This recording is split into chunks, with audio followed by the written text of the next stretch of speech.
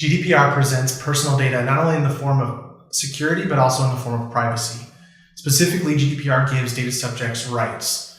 We're going to talk about 7 of those rights, both the nature of the rights and the process that organizations should use to respond to data subjects who are requesting an exercise of one of those rights. First, the right to access. This right gives data subjects the ability to have confirmation about whether an organization is processing their personal data.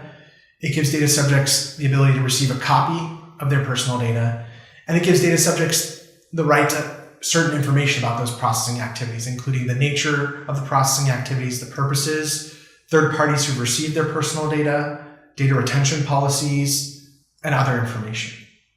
The second right is the right to rectification.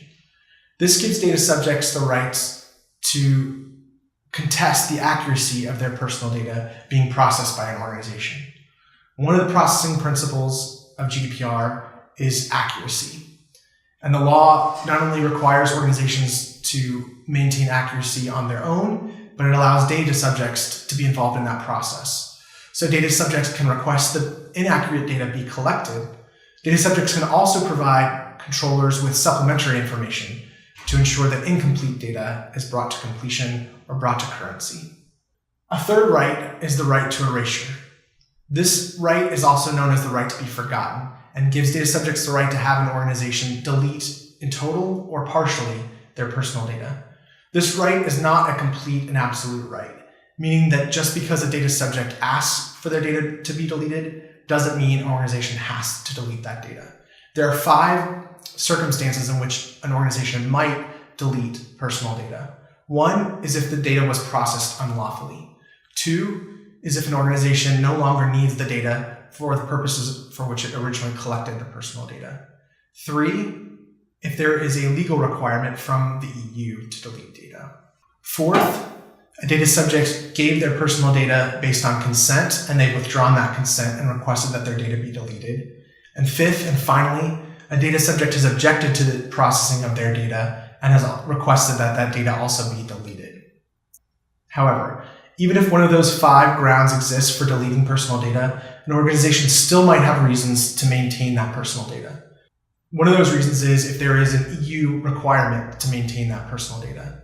Another ground is if there is litigation or a legal defense regarding that personal data. A third and final reason is if an organization needs to maintain that data for historic or scientific purposes. So, for the right to erasure, an organization must first determine whether or not a valid ground exists to delete the data. And then second, an organization must determine whether or not there is an exception to the requirement to delete that data. A fourth right given to data subjects by GDPR is the right to restriction.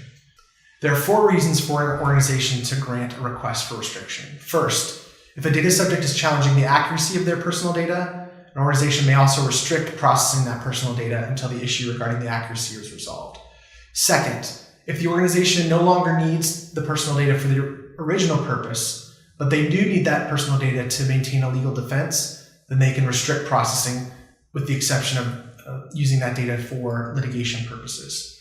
Third, if the data subject is challenging the lawfulness of processing, the organization may restrict processing until that issue of lawfulness is resolved.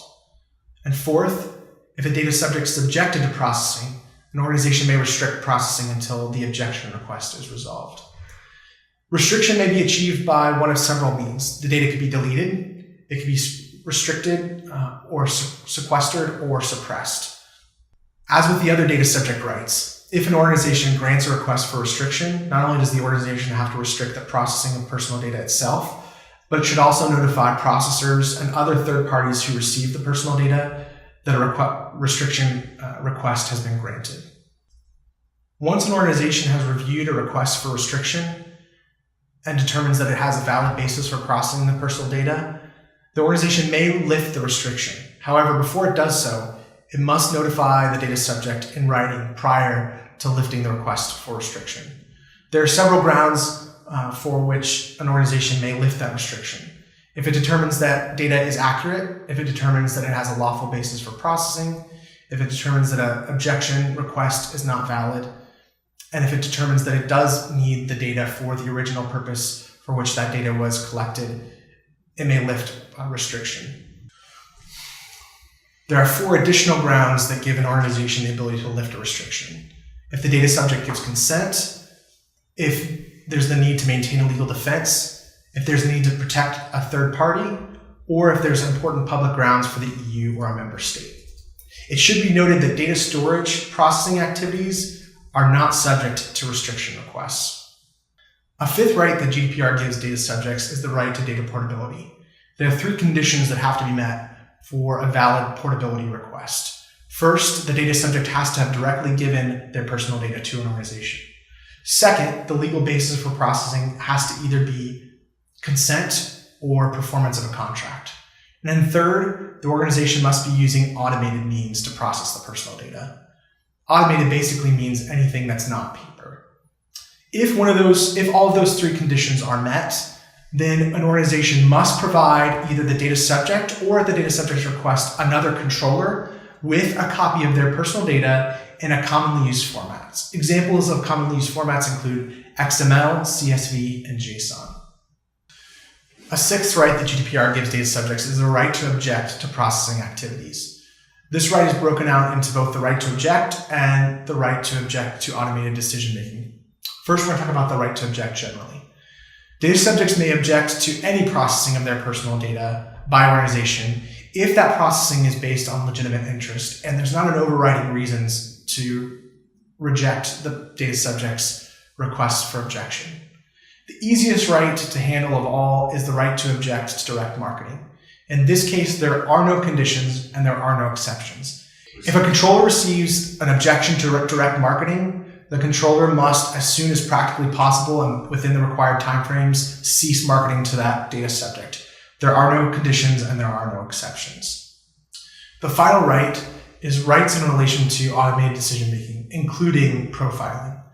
GDPR gives data subjects the right to object to automated decision-making and request human intervention in cases where an organization uses automated processes to make a significant or legal decision, such as employment or the extension of a loan. In those cases, a data subject can request that a human be involved in the decision-making process. Organizations can reject a request for human intervention in automated decision-making if the data subject gave consent for such automated decision-making, if that automated decision-making is based on the performance of a contract, or if there's an EU legal requirement or mandate that gives the organization the ability to process the data automatically.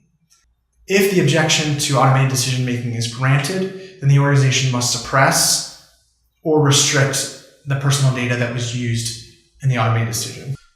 Now that we've talked about some of the specific rights that GDPR gives to data subjects, let's talk about the process for responding to these rights. First, timeframes. Controllers have 1 month to respond to a data subject's request, either to grant that request or to respond in writing, giving the reason for denial. GDPR does give organizations a one-time 2-month extension. If organizations are going to use that extension, they must respond to a data subject within 1 month in writing, giving them the data subject the reason for the delay. Additionally, organizations may not charge data subjects for exercising their rights under GDPR unless the organization determines that the request is either unfounded or excessive. In that case, an organization may either deny the request or charge only the administrative costs for responding to such requests. Organizations should ensure that they are documenting names, dates, the nature of requests, investigations, and responses to such requests, so that if a data subject challenges their timeliness or a supervisory authority investigates a data subject request, an organization can demonstrate proof that it has properly received and responded to such data subject requests.